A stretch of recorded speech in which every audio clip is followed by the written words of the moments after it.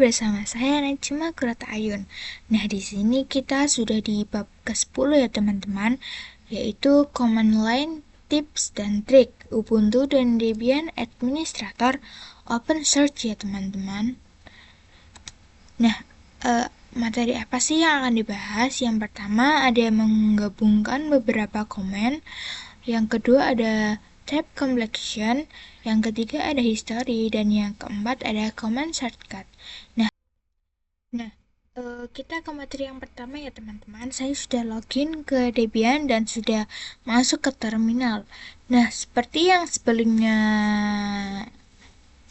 kita tahu, perintah ls itu fungsinya untuk melihat isi file atau directory. Nah, misal saya ketikkan perintah ls di A.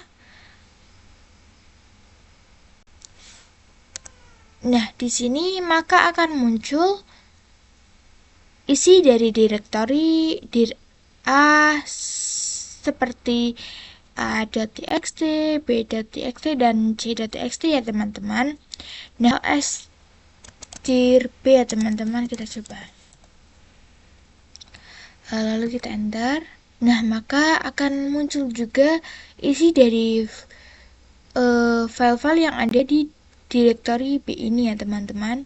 Jika ingin melihat isi dari kedua directory secara langsung tanpa harus membuat satu persatu perintahnya, kita bisa tambahkan tanda titik koma ya teman-teman. Nah, contohnya itu kita bisa ketikkan ls dir a spasi titik koma ls dir b, kita enter. Nah, ini sudah muncul ya teman-teman. Yang ini adalah isi dari directory A dan ini isi dari directory B ya teman-teman. Jika kita ingin melihat isi dari directory secara detail, kita bisa ketikkan perintah ls min r.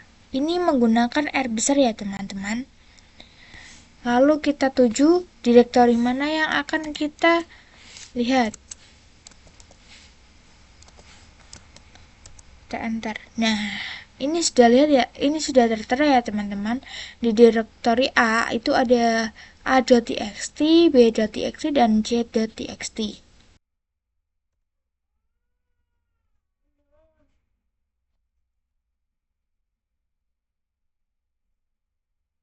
Nah, bagaimana jika kita ingin melihat secara detail dua directory sekaligus ya teman-teman? Kita tinggal menggabungkan perintahnya saja. Jadi kita bisa ketikkan ls min r dir a titik koma ls min r dir b, lalu kita enter. Nah, ini sudah bisa kalian lihat ya teman-teman, di sini sudah muncul dari isi dir A dan dir B. Yang kedua, jadi tab completion ini adalah fitur di terminal yang membantu kita untuk melengkapi perintah, nama file atau nama folder, atau directory secara otomatis dengan menekan tombol tab pada keyboard kita. Nah, contohnya kita akan mengetikkan perintah ls untuk melihat directory terlebih dahulu ya teman-teman. Nah, ini sudah terlihat ya teman-teman bahwa ada directory apa saja.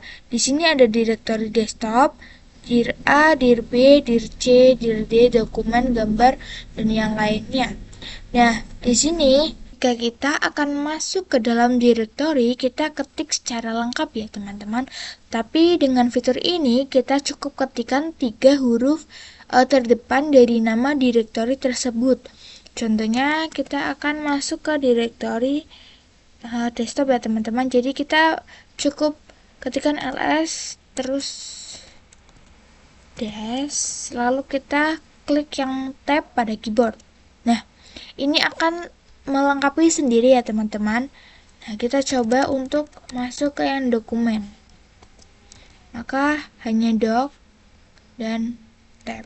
Nah, ini akan terlengkapi sendiri ya teman-teman. Nah, kita masuk ke materi yang ketiga, yaitu history. Jadi, history ini untuk menampilkan daftar perintah yang pernah kita gunakan sebelumnya di terminal. Nah, kita ketikkan history dulu ya teman-teman.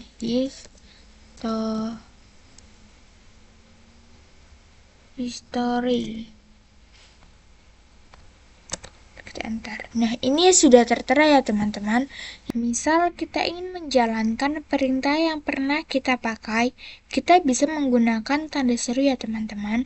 Lalu bisa diikuti dengan nomor yang kita akan ulangi lagi perintahnya. Di sini saya ingin menggunakan nomor 56 yaitu Sunejima ya teman-teman. 56, lalu kita enter. Nah, ini terulangi kembali ya teman-teman.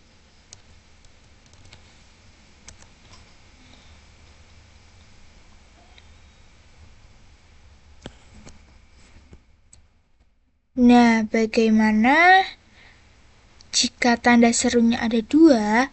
Nah, jadi itu akan mengulang perintah terakhir yang kita gunakan.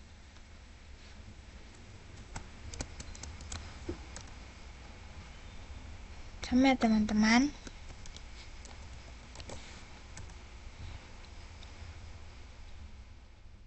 Nah, ada juga perintah tanda seru diikuti huruf.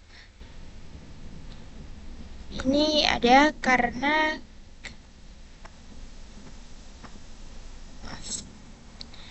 ini ada ya teman-teman, tanda seru diikuti dengan huruf C. Ini untuk CP ya teman-teman.